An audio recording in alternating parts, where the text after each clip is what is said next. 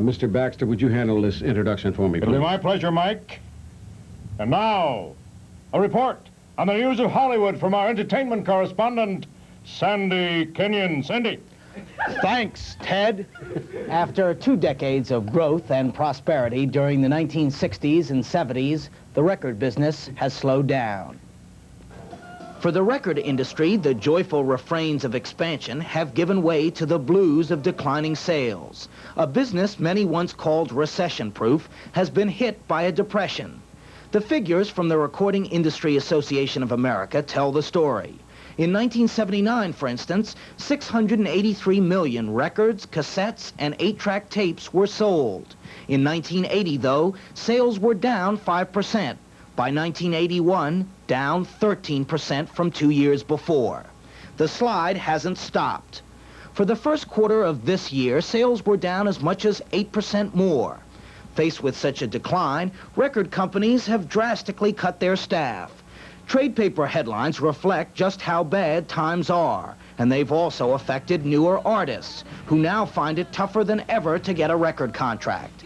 That's because the cost of materials and equipment involved in making a record has soared. Members of the top rhythm and blues group Lakeside told us record companies are reluctant to assume the costs of recording an unknown group. They don't want to spend out that type of money and not know that they're going to be able to get it back. You know, they're usually basically going with the already established acts, and it's kind of unfortunate for those groups and people who are trying to break into the business now. Even for an established act, a record contract can be tough to come by, especially if sales for that artist have fallen off. Producer Val Garay.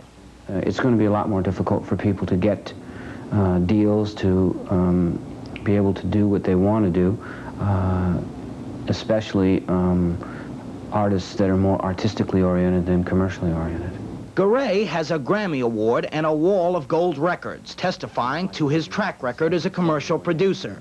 But he's upset that artists trying to break new ground find it hard to get a record contract. Nevertheless, he believes very talented musicians still get their chance. On the other hand, some industry observers believe the recent cutbacks have helped weed out mediocre artists. And the head of the Black Music Association, Dick Griffey, believes the austerity measures have also put a stop to some industry abuses of the recent past. We were spending frivolously, that we did have duplications of jobs and responsibilities. And now it really has come down to the fact that it's the survival of the fittest, that only the strong will survive. I think that it has now come down to, you have to give the people what they want, and you have to cut out the nonsense, the frivolous wasting, you know, the parties.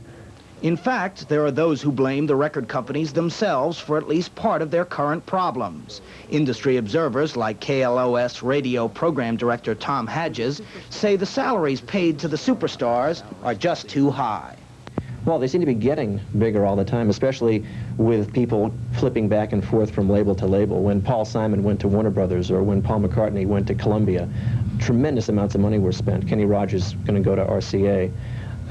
Whether it's ever possible to make that money back or not, I don't know. Yet, despite past extravagance by some record companies, many of their current problems are not of their own making.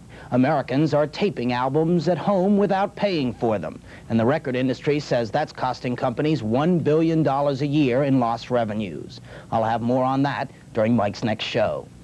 The Los Angeles grand jury today continued its investigation into the death last March of comedian John Belushi. Today's star witness was fellow comedian Robin Williams, who reportedly visited Belushi just hours before his death.